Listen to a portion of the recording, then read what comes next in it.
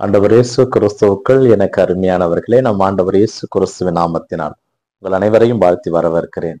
நீங்கள் கடவுளிடம் கேட்கின்ற பொழுது அவர் கொடுப்பார் என்ற நம்பிக்கையோடு கேளுங்கள். உங்களுடைய நம்பிக்கையை பார்க்கின்ற கடவுள் உங்களுக்கு தேவையானது செய்வார்.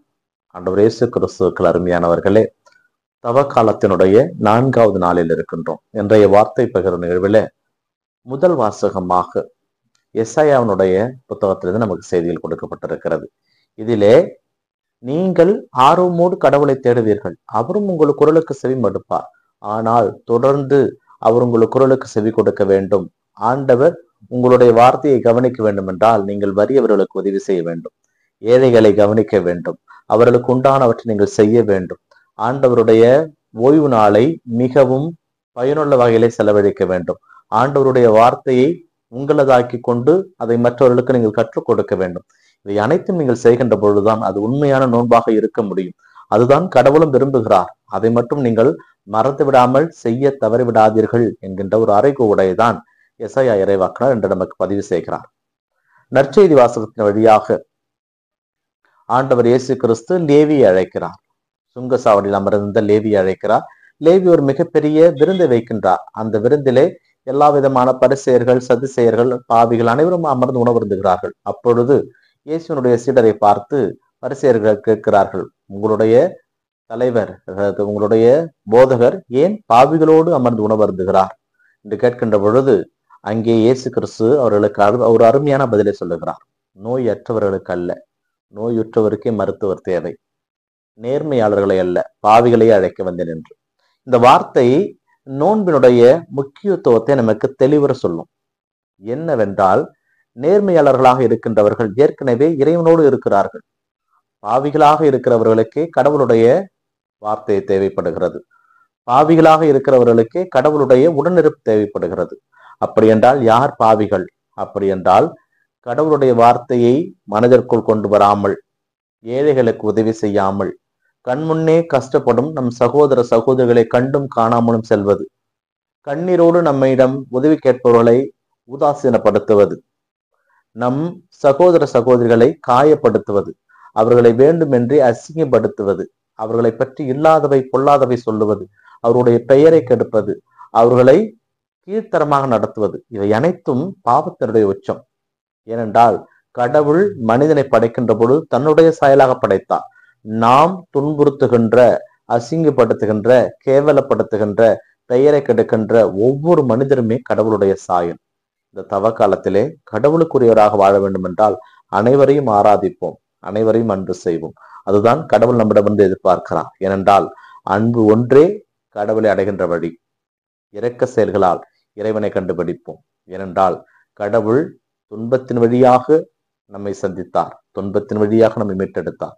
அந்த துன்பத்தின் வழியாக நாமும் அவரை சென்றடைய வேண்டும் என்றால் தவம், ஜெபம், தானம் மிக முக்கியம். அதில் நாம் தொடர்ந்து செயல்படுவோம்.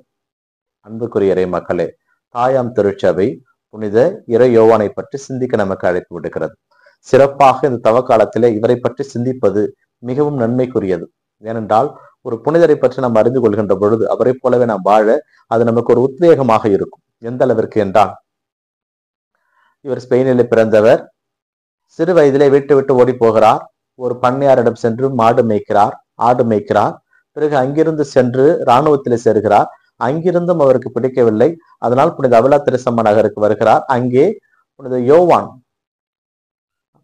மக்களுக்கு போதித்துக் கொண்டிருப்பதை பார்க்கிறார். அவருடைய போதனையால் ஈர்க்கப்பட்டவர் அவரோடு அவர் செல்லுகின்ற இடமெல்லாம் செல்லுகிறார். ஆனால் அவர் சொல்லுகின்ற வார்த்தை கடவுள் மீது எந்த அளவுக்கு அன்பு வைத்திருக்கிறார் என்பதை சொல்லுகின்ற பொழுது இவர் மனமுழுந்து அழுகிறார். இத்தனை அன்பு கடவுள் நம் மீது கொண்டிருக்கிறார், ஏன் நாம் பதில் அன்பு செய்யவில்லை என்று ஒரு சாட்டை அடித்து தன்னையே அடித்து காயப்படுத்திக் கொள்கிறார்.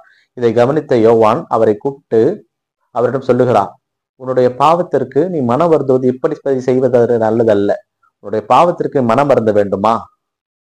ஏழை எளியவர்களுக்கு உதவி செய், ரோட்டிலே அனாதையாக கிடக்கிறவர்களுக்கு உதவி செய், நோயுற்றவர்களுக்கு உதவி செய், அது உன் பாவத்தை போக்கும் என்கின்ற ஒரு வார்த்தை சொல்லுகின்ற பொழுது அன்றிலிருந்து அந்த உதவி ஆரம்பிக்கிறார். எல்லா வீடுகளுக்கும் இவராகவே சென்று முதியோர்களுக்கு உதவி செய்கிறார். நடக்க முடியாத வயோதிகர்களை தனது தோள் மேலே தூக்கி கொண்டு மருத்துவத்திற்கு கொண்டு செல்கிறார். இப்ப இவருடைய செயல்பாடை பார்த்த பலர் இவரோடு இணைந்து உதவி செய்ய ஆரம்பிக்கிறார்கள். பல செல்வந்தர் இவருக்கு உதவி செய்ய ஆரம்பிக்கிறார்கள். உதவி செய்யும் சகோதரர்கள் என்று ஒரு சபையை ஆரம்பிக்கிறார். அந்த சபை மிகவும் வளர்ச்சி அடைந்தது. ஏறத்தாழ 100 இடங்களில் அந்த சபை இன்றும் ஏழைகளுக்காக, ஒடுக்கப்பட்டவருக்காக, நோயாளிகளுக்காக உதவி செய்து கொண்டிருக்கிறது. பிரியமானவர்களே, இப்படி அவர் உதவி செய்து கொண்டிருக்கின்ற பொழுது ஒரு 1000 இவரை பற்றி இல்லாதது பொல்லாத செய்தி சொல்லியிருக்கிறார்கள். எப்படி என்றால், புனித இறை யோவான் என்பவர் விலை மகளிரையும் பாவிகளையும் வைத்துக் கொண்டு தனது வீட்டிலே தவறு செய்து கொண்டிருக்கிறார். அவர்களுக்கு உதவி செய்து கொண்டிருக்கிறார் என்ற செய்தி. இதை அறிந்த ஆயர் அவரை கூப்பிட்டு கடிந்து கொண்டிருக்கிறார். என்ன செய்து கொண்டிருக்கிறாய் என்று. ஆம், நம் ஆண்டவர் இயேசு கிறிஸ்து அதனை சொல்லி இருக்கிறார், நேர்மையாளர்களை அல்ல பாவிகளை அழைக்க வந்தேன் என்று. அதனால்தான் எல்லா பாவிகளையும் அழைத்துக் கொண்டு அவர்கள் மனம் மாறுவதற்கு ஏற்ற வழி நான் செய்து கொண்டிருக்கிறேன். என்னை விட பாவி இந்த உலகத்தில் எவனும் இல்லை. அதனால்தான் பாவம் என்றால் என்ன எனக்கு தெரியும். என் பாவத்தை போக்குவதற்கு தான் இவர்களுக்கு உதவி செய்கிறேன். நீங்கள் சொன்னால் செய்கிறேன் என்று சொன்ன பொழுது மறுவார்த்தை சொல்லாமல் சம்மதம் தெரிவித்தாராம். ஆண்டவர் இயேசு கிறிஸ்துவுக்குள் அருமையானவர்களே, தவம் என்பது நாம் விரும்பி ஏற்றுக்கொள்வது, அது கட்டாயம் அல்ல.